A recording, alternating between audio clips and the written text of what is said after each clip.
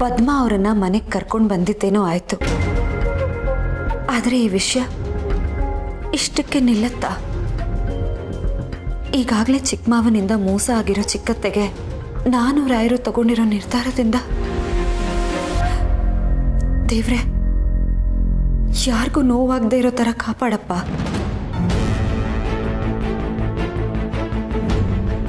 ಅಯ್ಯೋ ಸತ್ಯ ಅವರೇ, ಕೈ ಕಟ್ ಮಾಡ್ಕೊಂಡ್ಬಿಡ್ತಿದ್ರಲ್ಲ. ಕಷ್ಟ ಕುತ್ತಿಗೆವರೆಗೂ ಬಂದು ಉಸಿರು ಕಟ್ತಾ ಇದೆ, ಇನ್ನು ಬೆರಳಿಯಾವ ಲೆಕ್ಕ. ಸ್ವಲ್ಪ ಜಾಗ್ರತೆ ಆಗಿರೋದಲ್ವಾ? ಏನು ಯೋಚನೆ ಮಾಡ್ತಾ ಇದ್ರಿ? ಅದು ನಿಮ್ಮ ಬಗ್ಗೆನೇ ಯೋಚನೆ ಮಾಡ್ತಿದ್ದೆ. ಸಾರಿ ಸತ್ಯ, ನನ್ನಿಂದ ನಿಮ್ಮ ನೆಮ್ಮದಿನೂ ಕೆಡ್ತಾ ಇದೆ ಅಲ್ವಾ? ಕೆಲವೊಂದು ಕೈ ಮೀರಿ ನಡೆದಿರುತ್ತೆ, ಅದರಲ್ಲಿ ಯಾರ್ದು ಸರಿ ಯಾರ್ದು ತಪ್ಪು ಅಂತ ಹೇಳೋದಕ್ಕಾಗಲ್ಲ. ಆಗಿರೋ ತಪ್ಪನ್ನ ಹೇಗೆ ಸರಿ ಮಾಡಬೇಕು ಅಂತ ಯೋಚನೆ ಮಾಡಬೇಕು. ನೀವು ಮತ್ತೆ ರಾಯರ ದಯೆಯಿಂದ ಇವತ್ತು ನಾನು ನನ್ನ ಮಗ ಕೋಟೆ ಮನೆಗೆ ಬರೋ ಹಾಗಾಯ್ತು. ನನ್ನ ಮಗನಿಗೆ ಈ ಮನೆಯವ್ರ ಜೊತೆ ಇರೋ ಅವಕಾಶ ಸಿಕ್ತು. ನೀವಿಬ್ರು ಯಾವತ್ತೋ ಈ ಮನೆಗೆ ಬರಬೇಕಾದವರು ಅಲ್ವಾ? ಹೀಗೆ ಬಂದಿದ್ದೀರಾ ಅಷ್ಟೆ. ಆದರೆ ಇಷ್ಟು ದಿನ ಆ ಯೋಗ ನನ್ನ ಹಣೆಯಲ್ಲಿ ಇರಲಿಲ್ಲ ಅಲ್ವಾ ಸತ್ಯ ಅವರೇ? ಇಂಥದ್ದೊಂದು ದಿನ ಬರುತ್ತೆ ಅಂತ ನಾನು ಕಲ್ಪನೆನೂ ಮಾಡಿರಲಿಲ್ಲ. ಇಲ್ಲಿ ಕರ್ಕೊಂಡು ಹೋಗಿ ಅಂತ ನೀವು ಯಾವತ್ತೂ ಚಿಕ್ಕಮಾವನ್ ಕೇಳೇ ಇರಲಿಲ್ವಾ? ಮೊದಲೆಲ್ಲ ಕೇಳ್ತಾ ಇರಲಿಲ್ಲ. ಅವ್ರಿವ್ರ ಮಾತಿಗೆ ತಲೆ ಕೆಡ್ಸ್ಕೊಳ್ಬಾರ್ದು ಅಂತ ನಾನೇ ನುಂಗ್ಕೊಂಡು ಸುಮ್ಮನಿದ್ದೆ. ಆದರೆ ಈಗೀಗ ನಚ್ಚಿ ಅವ್ರ ಫ್ರೆಂಡ್ಸ್ ಮನೆಯವ್ರನ್ನೆಲ್ಲ ನೋಡಿ ನಮಗೆ ಯಾರೂ ಇಲ್ವಾ ಅಂತ ಪ್ರಶ್ನೆ ಮಾಡ್ತಾ ಇದ್ದ. ಆಗ ನನಗೂ ಬೇಜಾರಾಗ್ತಾ ಇತ್ತು. ನಮ್ಮ ಕಾಲ ಏನೋ ಮುಗ್ದೋಗುತ್ತೆ, ಆದರೆ ನಚ್ಚಿ ಬದುಕು ಹಾಗಾಗಬಾರ್ದಲ್ವಾ? ಅದಕ್ಕೆ ಆಗಾಗ ಅವ್ರ ಹತ್ರ ಈ ವಿಷಯ ಪ್ರಸ್ತಾಪ ಮಾಡ್ತಿದ್ದೆ. ಈ ಸಮಾಜದಲ್ಲಿ ನನಗೆ ಹೆಂಡತಿ ಸ್ಥಾನ ಕೊಡಿ, ನನ್ನ ಮಗುಗಪ್ಪ ನೀವೇ ಅಂತ ಒಪ್ಕೊಳ್ಳಿ ಅಂತ ಅವ್ರ ಹತ್ರ ಕೇಳ್ತಿದ್ದೆ.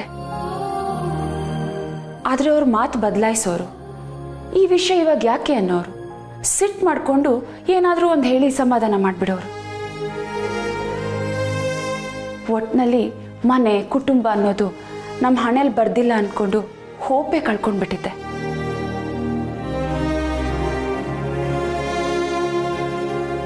ಇರ್ಲಿ ಬಿಡಿ, ಈಗ ಬಂದಾಯ್ತಲ್ಲ. ನಚ್ಚೆ ಅಂತೂ ಮನೆಯವರಿಗೆ ತುಂಬಾ ಹತ್ರ ಆಗಿದ್ದಾನೆ. ಹೌದು, ಅವನು ಯಾರು ಅಂತ ಗೊತ್ತಿಲ್ಲದೇನೆ ಎಲ್ಲರೂ ಅವನ್ನ ತುಂಬ ಚೆನ್ನಾಗಿ ನೋಡ್ಕೋತಾ ಇದ್ದಾರೆ. ನಾವು ಇದೇ ಮನೆಯವರು ಅನ್ನೋ ಥರ ಟ್ರೀಟ್ ಮಾಡ್ತಾ ಇದ್ದಾರೆ. ಇದೇ ಕೋಟೆ ಮನೆ ಕೊಡೋ ಬೆಲೆ. ಈ ಮನೆ ಬೇರೆಯವ್ರಿಗೆ ಸಹಾಯ ಮಾಡುತ್ತೆ ಹೊರತು ಯಾವತ್ತೂ ಯಾರಿಗೂ ಅನ್ಯಾಯ ಮಾಡಿಲ್ಲ. ನಿಮಗೂ ಸಹ ಯಾವುದೇ ರೀತಿ ಅನ್ಯಾಯ ಆಗಬಾರ್ದು ಅಂತ ರಾಯರು ಈ ಮನೆಗೆ ಕರ್ಕೊಂಡ್ಬಂದಿರೋದು. ನೀವು ಹೇಳೋದು ನಿಜ ಸತ್ಯ ಅವರೇ. ಕೋಟೆ ಮನೆ ದೊಡ್ಡತನದ ಬಗ್ಗೆ ಕೇಳಿದ್ದೆ, ಆದರೆ ಇವಾಗ ಅದು ಅನುಭವಕ್ಕೂ ಬಂತು. ಆದರೆ ಆದರೆ ಆದರೆ ಏನು? ಇವತ್ತೇನೋ ಎಲ್ಲ ಸರಿ ಇದೆ, ಚೆನ್ನಾಗಿದೆ. ಆದರೆ ಮುಂದೇನಾಗುತ್ತೋ ಅನ್ನೋ ಭಯ, ನಿಜ ಗೊತ್ತಾದ್ರೆ ಅನ್ನೋ ಭಯ.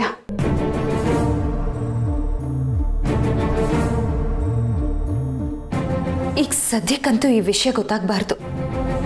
ನನಗೆ ಚಿಕ್ಕತ್ತಿದೆ ಭಯ. ಅವ್ರಿಗೆ ಈ ವಿಷಯ ಅರ್ಗಿಸ್ಕೊಳ್ಳೋ ಶಕ್ತಿ ಅಂತೂ ಇಲ್ಲ. ನಾವೇ ನಿಧಾನವಾಗಿ ಅವ್ರಿಗೆ ಹೇಳಬೇಕು. ಇವ್ರು ಯಾಕೆ ಇಲ್ಲಿಗೆ ಬಂದರು ಅಂತ ಕೇಳಿದ್ರೆ ಏನು ಹೇಳೋದು ಅಂತ ಭಯ ಕಾಡ್ತಿದೆ. ಚಿಕ್ಕಮಾವನ್ ನಿಜ ಮಾತ್ರ ಹೇಳಬೇಡಿ. ರಾಯರು ಎಲ್ಲರ ಮುಂದೆ ಹೇಳಿರೋ ಕಾರಣನೇ ಅವ್ರಿಗೂ ಹೇಳಿ ಕನ್ವಿನ್ಸ್ ಮಾಡಿ.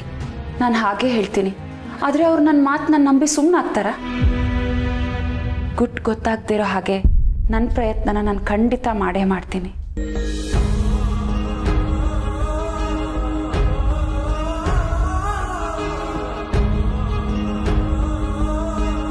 ಇವ್ರು ಆಚೆ ಇದ್ದಾಗ ಒಂಥರ ಭಯ ಇತ್ತು, ಆದರೆ ಈಗ ಮನೆಗೆ ಬಂದ ಮೇಲೆ ಆಪತ್ತು ಕಣ್ಮುಂದೆನೆ ಓಡಾಡ್ತಾ ಇದೆ ಅಂತ ಅನ್ನಿಸ್ತಿದೆ. ರಾಯರ ಹತ್ರ ಮುಂದೆ ಏನು ಅಂತ ಮಾತಾಡಬೇಕು.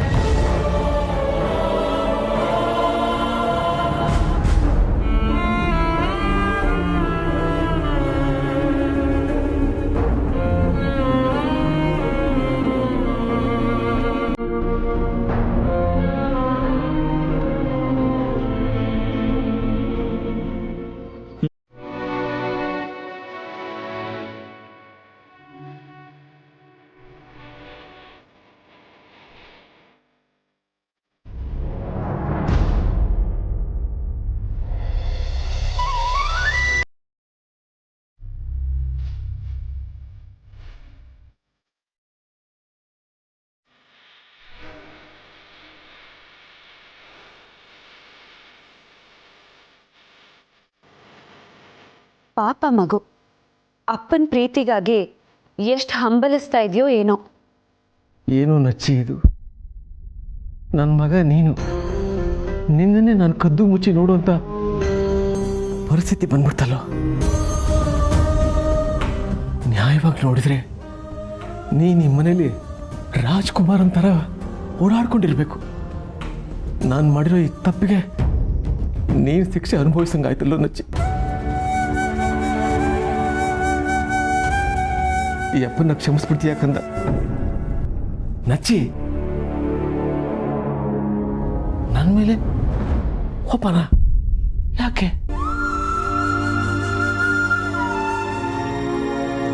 ಕಾರಣ ಹೇಳ್ಬೇಕಲ್ವಾ? ಯಾಕೆ? ಎರಡೆರಡು ಸಂಸಾರ ಮಾಡಿಕೊಂಡು ಒಂದು ಕಡೆನೂ ನ್ಯಾಯ ಕೊಡ್ದಿರೋ, ಪೂರ್ತಿ ಪ್ರೀತಿ ಕೊಡ್ದಿರೋ ಸ್ಥಿತಿ ನಿಮ್ಗೆ ಯಾಕೆ ಚಿಕ್ಕ ಮಾವ? ನಿಮ್ಮನ್ನು ನೋಡ್ತಾ ಇದ್ರೆ ಸಂಕಟನೂ ಆಗತ್ತೆ, ಅಸಹ್ಯನೂ ಆಗತ್ತೆ. ಈ ಅಪ್ಪನ ಮೇಲೆ ಇನ್ನೂ ಕೋಪನ? ಸಾರಿ ಅಂತ ಹೇಳಿದ್ದಲ್ಲ. ಸಾರಿ ಸಾರಿ ಸಾರಿ. ನಗು ನಗು ನಗು.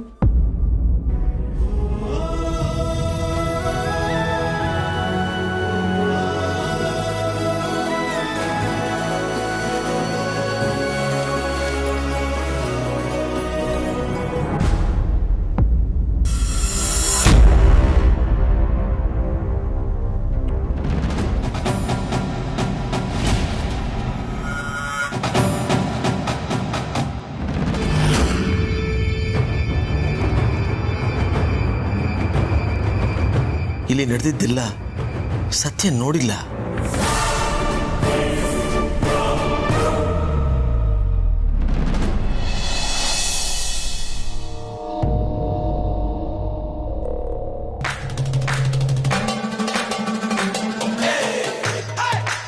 ವಾವಕ್ಕ, ನೋಡಿ ಇಲ್ಲಿ ನಿನ್ನ ಹೆಸರು. ಬೋಂಡ ಅಂಗಡಿ ಶುರುವಾಗೋದು ಮಧ್ಯಾಹ್ನದ ಮೇಲೆ. ಬೆಳಿಗ್ಗೆಯಿಂದ ಮಧ್ಯಾಹ್ನದವರೆಗೂ ನಾನು ಕಾಲಿನೇ ಕೂತಿರ್ಬೇಕಲ್ವಾ? ಅದಕ್ಕೆ ತರಕಾರಿ ಅಂಗಡಿ ಹಾಕೋಣ ಅನ್ಕೊಂಡಿದ್ದೀನಿ. ಈ ಬಾಲ ಬೇಕು ಬೇಕು ಅಂತಾನೆ ಈ ರೀತಿ ಮಾಡ್ತಿದ್ದಾನೆ. ಬೇಡ ಬೇಡ ಅಂದ್ರು ಬೋಂಡ ಅಂಗಡಿ ಇಟ್ಟ. ಇವಾಗ ನೋಡಿದ್ರೆ ತರಕಾರಿ ಅಂಗಡಿ ಇಡಕ್ ಹೊರಟಿದ್ದಾನೆ. ಇವನ್ ಮಾಡೋ ಕೆಲ್ಸದಿಂದ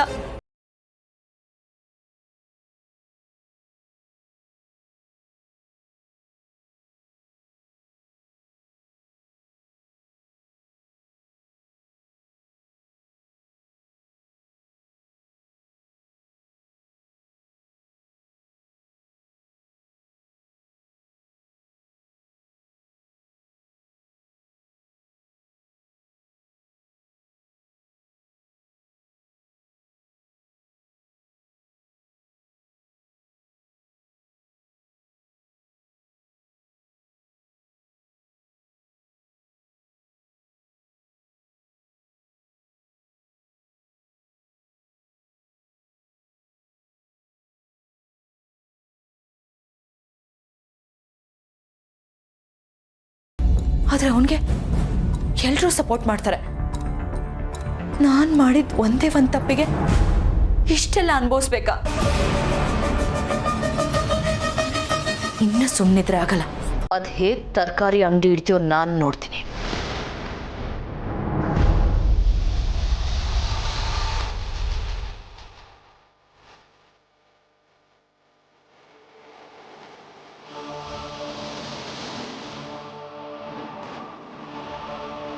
ಪದ್ಮ ಅವ್ರ ರೂಮಲ್ಲಿ ನೀವೇನ್ ಮಾಡ್ತಿದ್ರಿ ಚಿಕ್ಕ ಮಾವ?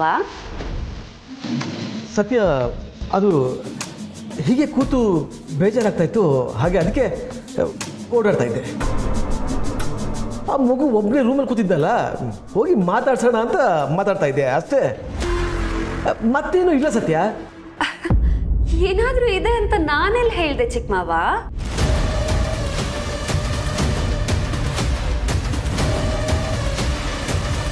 ನೀವ್ ಯಾಕೆ ಇಷ್ಟೊಂದು ಗಾಬರಿ ಆಗ್ತಿದ್ದೀರಾ? ಅರೆ, ಯಾಕೆ ಇಷ್ಟೊಂದು ಬೆವರ್ತಾ ಇದ್ದೀರಾ?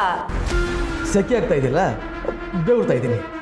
ಓ ಹೌದಾ? ಬಾಗ್ಲು ಯಾಕೆ ಹಾಕೊಂಡಿದ್ರಿ? ನಾನಾ? ಬಾಗ್ಲ ಇಲ್ವಲ್ಲ. ಓ ಅದಾಗದೇ ಮುಂದೆ ಬಂದಿರಬೇಕು. ಅಯ್ಯೋ ಹೋಗ್ಲಿ ಬಿಡಿ ಚಿಕ್ಕಮಾವ, ನಾನು ಸುಮ್ಮನೆ ತಮಾಷೆ ಮಾಡ್ತಾ ಇದ್ದೀನಿ. ಚಿಕ್ಕಮಾವ, ನೀವ್ ನಚ್ಚಿನ ಇವತ್ತೇ ಅಲ್ವಾ ನೋಡ್ತಾ ಇರೋದು, ಅಥವಾ ಮುಂಚೆ ಎಲ್ಲಾದ್ರೂ ನೋಡಿದ್ರಾ?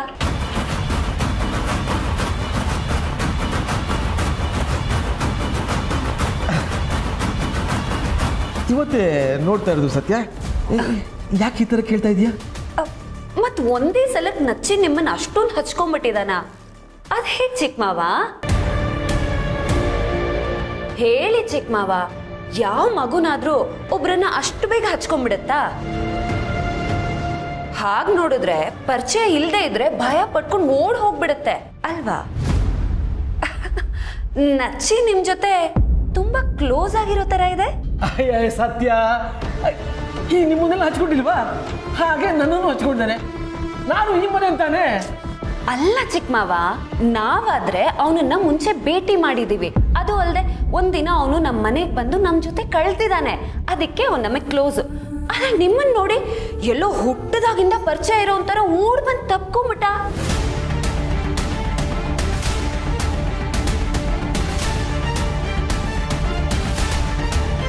ಆ ಪ್ರೀತಿ ನೋಡಿ ಸ್ವಲ್ಪ ಆಶ್ಚರ್ಯ ಆಯ್ತು ಅಷ್ಟೆ.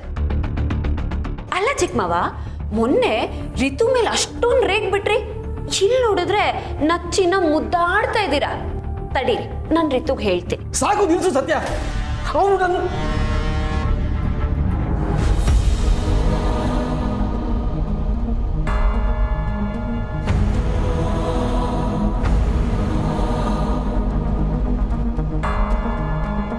ಅವನು ನಮ್ಮ ಅಣ್ಣನ ಪ್ರಾಣ ಉಳಿಸಿರೋಡು ಅಂತ ಗೊತ್ತಾಯ್ತು. ಅದಕ್ಕೆ ಹೋಗಿ ಮುದ್ದಾಡ್ದೆ. ನಾನು ಕೇಳ್ತೀನಿ, ಅವನ ಜೊತೆ ಹಾಗಿದ್ರೆ ತಪ್ಪೇನು? ಸತ್ಯ, ನೀನು ಎಲ್ಲ ವಿಷಯದಲ್ಲೂ ಅತಿಯಾಗಿ ಪ್ರಶ್ನೆ ಮಾಡ್ತಾ ಇದೀಯಾ. ಇದು ನಿನಗೆ ಒಳ್ಳೇದಲ್ಲ.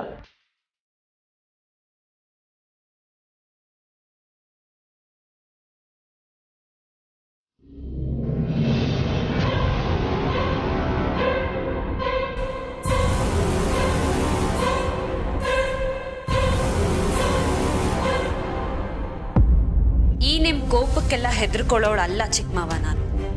ಕೋಪ ಮಾಡ್ಕೊಂಡು ಮಾತನ್ನು ತಡಿಬಹುದು, ಸತ್ಯನ ಹೇಗ್ ತಡಿತೀರ?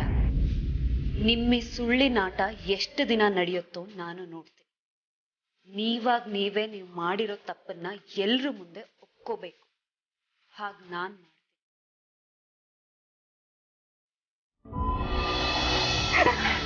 ಎಷ್ಟು ಬೇಗ ಅಡುಗೆ ಮಾಡ್ತೀರಾ ಅಕ್ಕ ನೀವು? ಎಷ್ಟು ವರ್ಷದಿಂದ ಮಾಡ್ತಿರೋದು ಇದೇ ಕೆಲಸ ಅಲ್ವಾ ಪದ್ಮ? ಪಟ್ ಪಟ ಅಂತ ಕೆಲಸ ಮುಗ್ದೋಗುತ್ತೆ. ಇದೇ ಕೆಲಸ ಅಂತ ಅಷ್ಟು ಸಲೀಸಾಗಿ ಹೇಳ್ಬೇಡಿ ಅಕ್ಕ. ಈಗಿನ ಕಾಲದಲ್ಲಿ ಅಡುಗೆ ಮಾಡೋದೇ ಒಂದು ದೊಡ್ಡ ಕಲೆ. ಅದು ಈ ಮನೇಲಿ ಎಷ್ಟು ಜನ ಇದ್ದಾರೆ, ಎಲ್ರಿಗೂ ಅವ್ರಿಷ್ಟ ಬಂದಿದ್ದು ಅಡುಗೆ ಮಾಡೋದು ಅಂದ್ರೆ ಏನ್ ಕಮ್ಮಿ ಕೆಲಸನಾ? ನೀವು ಅಡುಗೆ ಮಾಡಲ್ವಾ? ನಾನು ಯಾವಾಗಲೂ ಆಚೆ ಕಡೆನೆ ಕೆಲಸ ಮಾಡ್ತಿದ್ದವಳು, ಹಾಗಾಗಿ ಮನೆ ಕೆಲಸ ಸ್ವಲ್ಪ ಕಮ್ಮಿನೇ. ದೇವ್ರು ಒಬ್ಬೊಬ್ಬರಿಗೆ ಒಂದೊಂದು ಕಲೆ ಕೊಟ್ಟಿರ್ತಾನೆ. ಈಗ ನಿಮ್ಮ ಹಾಗೆ ನನಗೆ ನರ್ಸಿಂಗ್ ಮಾಡೋದಕ್ಕೆ ಬರುತ್ತಾ? ಆದ್ರೆ ನಾನು ನಿಮ್ಮ ಹಾಗೆ ಅಡುಗೆ ಮಾಡೋದನ್ನ, ನಿಮ್ಮ ಥರ ವೆರೈಟಿ ಅಡುಗೆ ಮಾಡೋದನ್ನ ಕಲ್ತ್ಕೋಬೇಕಕ್ಕ. ಹೇಗಿದ್ರು ಸ್ವಲ್ಪ ದಿನ ಇಲ್ಲೇ ಇರ್ತೀರಾ ಅಲ್ವಾ? ಡೈಲಿ ಒಂದೊಂದು ಅಡುಗೆನ ಹೇಳ್ಕೊಡ್ತೀನಿ.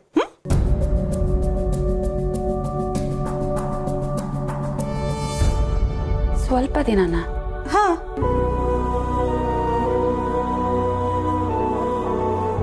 ಯಾಕೆ, ಏನಾಯ್ತು? ಏನಿಲ್ಲ. ಹಾ, ಅಡುಗೆ ಹೇಳ್ಕೊಡಿ. ಮರ್ತೇ ಹೋಗಿತ್ತು ನಂಗೆ.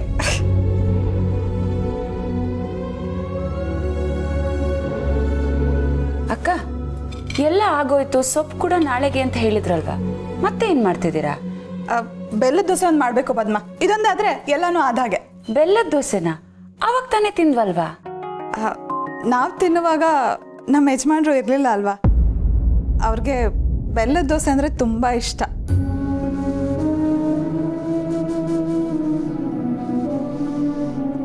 ಅದಕ್ಕೆ ಸ್ವಲ್ಪ ಹಿಟ್ಟನ್ನ ಫ್ರಿಜ್ಜಲ್ಲಿ ಎತ್ತಿಟ್ಟಿದ್ದೆ. ಇದ್ರ ಜೊತೆ ಏಲಕ್ಕಿ ಪುಡಿ ಸೇರಿಸಿ ಸ್ವಲ್ಪ ತುಪ್ಪ ಹಾಕೊಟ್ರೆ ಬಾಯಿ ಚಪ್ಪರಿಸ್ಕೊಂಡು ತಿಂತಾರೆ. ಅಕ್ಕ ಎಷ್ಟು ಒಳ್ಳೆಯವರು. ಹೆಂಡತಿ ಅಂದರೆ ಹೀಗಿರಬೇಕು. ಅವ್ರಿಷ್ಟ ಕಷ್ಟ ಎಲ್ಲ ತಿಳ್ಕೊಂಡಿದ್ದಾರೆ. ಹೀಗಿದ್ದಾಗ ನಾನು ಇವ್ರ ಜೀವನದಲ್ಲಿ ಮುಳ್ಳಾಗಿದ್ದೀನೇನೋ ಅನಿಸ್ತಾ ಇದೆ. ಇಂಥ ಒಳ್ಳೆ ಮನಸ್ಸಿರೋ ಅಕ್ಕಂಗೆ ಮೋಸ ಆಗೋಗಿದೆಯಲ್ಲ, ಅದು ನನ್ನಿಂದ.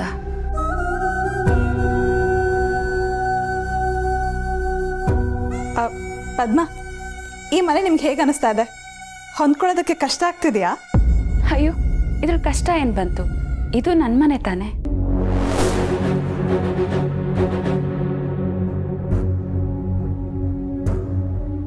ಅಂದರೆ ನೀವೆಲ್ಲ ಇಷ್ಟೊಂದು ಪ್ರೀತಿ ತೋರಿಸ್ತಾ ಇದ್ದೀರಲ್ಲ, ಅದಕ್ಕೆ ಇದು ನನ್ನ ಮನೆನೇ ಅಂತ ಹೇಳೋಕೆ ಹೊರಟಿದ್ದೆ ಅಷ್ಟೇ.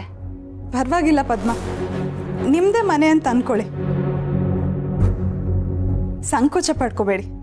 ಏನೇ ಬೇಕಿದ್ರೂ ನಾನಿದ್ದೀನಿ, ರಿತು ಇರ್ತಾಳೆ, ಸತ್ಯನೂ ಇರ್ತಾಳೆ. ಏನು ಬೇಕಿದ್ರೂ ಕೇಳಿ. ಹಾಂ, ನಾನೇನು ಕೇಳ್ದೇನೆ ನನಗಿಷ್ಟು ಕೊಟ್ಟಿದ್ದೀರ. ನನ್ನ ಮಗನ ಈ ಮನೆ ಮಗುಕ್ಕಿಂತ ಹೆಚ್ಚಾಗಿ ನೋಡ್ಕೊಳ್ತಾ ಇದ್ದೀರ. ಇದ್ರ ಮೇಲೂ ನಾನೇನಾದರೂ ಕೇಳಿದ್ರೆ ತಪ್ಪಾಗತ್ತೆ ಅಕ್ಕ. ಹಾಗೆಲ್ಲ ಏನು ಅಂದ್ಕೋಬೇಡಿ, ನೀವು ಆರಾಮಾಗಿರಿ.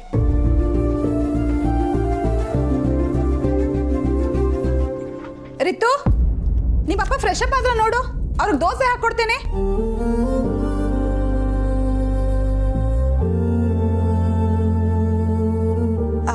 ಆಮೇಲೆ ಅವ್ರು ಬಂದ್ರೆ ಬಿಸಿ ಬಿಸಿಯಾಗಿ ಹಾಕೊಟ್ರೆ ಚೆನ್ನಾಗಿರುತ್ತಲ್ಲ. ಆಮೇಲೆ ನೋಡಿದ್ಯಾ ಸತ್ಯ, ಇವರಿಬ್ರು ನಮ್ಮ ಊರ್ಮಿಳ ಅಂತೂ ಎಲ್ರೂ ಅದೆಷ್ಟು ಬೇಗ ಹಚ್ಕೊಂಡ್ಬಿಡ್ತಾಳೆ.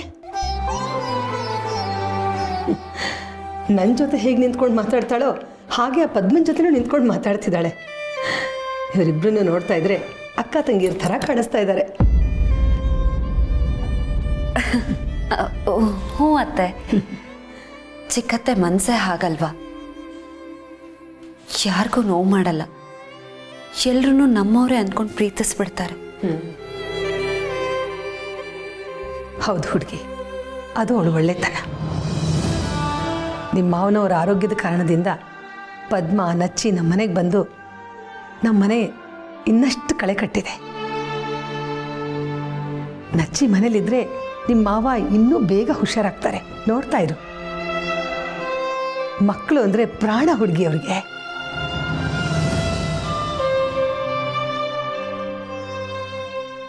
ಪದ್ಮ, ನಿಮ್ಮ ಮದುವೆ ಆಗಿದೆಯಾ ಅವಾಗ? ನಿಮ್ದು ಲವ್ ಮ್ಯಾರೇಜಾ ಇಲ್ಲ ಅರೇಂಜ್ ಮ್ಯಾರೇಜಾ?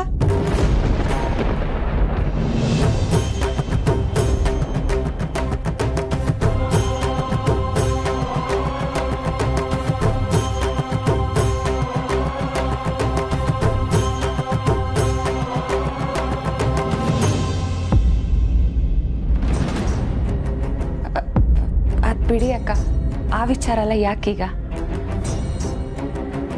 ಯಾಕೆ?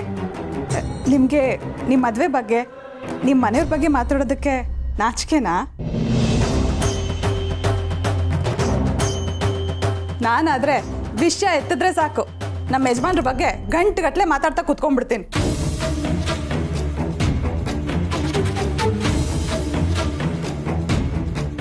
ಎಲ್ಲರೂ ಆಯ್ತಮ್ಮ ನಿನ್ನ ಗಂಡನ ಗುಣಗಾನ ಮಾಡಿ ಸಾಕು ಅಂತ ಸುಮ್ಮನಿರ್ಸ್ತಾರೆ, ಆದರೆ ನಾನು ಮಾತ್ರ ಸುಮ್ಮನಿರೋದಿಲ್ಲ.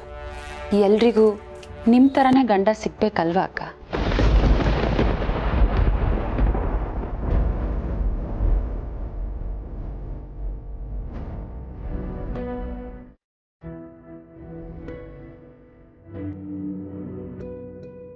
ಯಾಕೆ ಪದ್ಮ, ಏನಾದರೂ ಸಮಸ್ಯೆನಾ?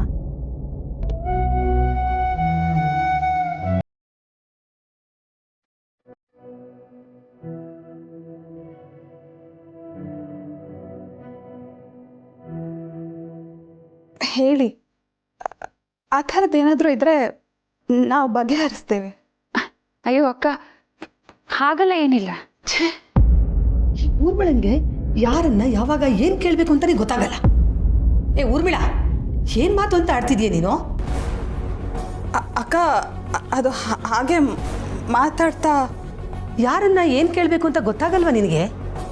ನೀನು ಯಾವಾಗ ಬಂದೆ ಅಕ್ಕ? ನೀವಿಬ್ರು ಮಾತಾಡ್ತಿದ್ರಲ್ಲ, ಆವಾಗಲೇ ಬಂದೆ. ನೋಡಮ್ಮ ಪದ್ಮ, ನಿನಗೆ ಹೇಳೋಕ್ಕಾಗದೇ ಇರೋಂಥ ವಿಷಯನೂ ನಿನಗೆ ಮುಜುಗುರ ತರುವಂಥ ವಿಷಯ ಆಗಿದ್ರೆ ಯಾವುದು ಹೇಳಬೇಡಮ್ಮ. ನಾವು ಅದನ್ನೇನು ಕೇಳಲ್ಲ. ನಮ್ಮ ಊರ್ಮಿಳ ಬಾಯಿ ತಪ್ಪೇನೋ ಕೇಳಿಬಿಟ್ಲು ಅಷ್ಟೇ.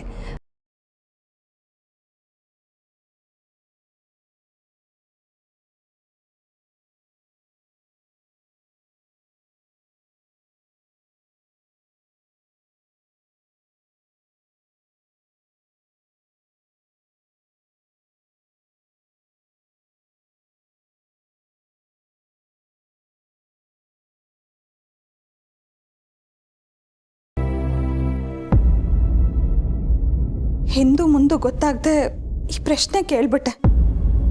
ಪಾಪ ಅವ್ರು ಏನು ಅಂದ್ಕೊಂಡ್ರೋ ಏನೋ. ಇಲ್ಲಿ ಇವರಿಬ್ರು ಒಳ್ಳೆಯವರೇ.